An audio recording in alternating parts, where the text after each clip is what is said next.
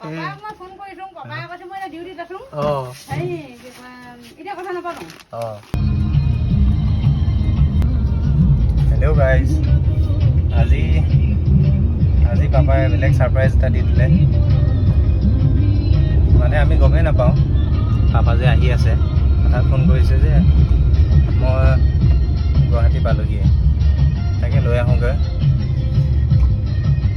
মাকে চাবলৈ বঢ়িয়া হ'ব ছাৰপ্ৰাইজটো। মায়ে গমেই নাপায় মানে।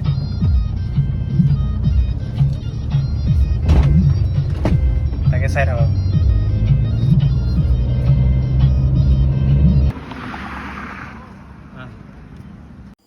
আৰু এইটো ভিউটো চাওকচোন কিমান ধুনীয়া হয়নে?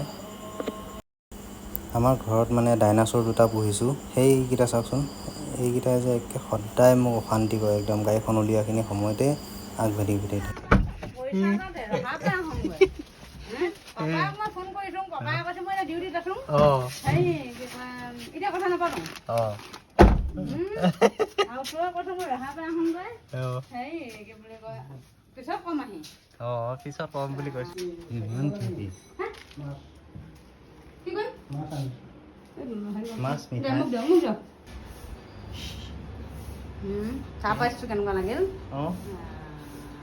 ইমান ফাঁকি ইমান ফাঁকিব।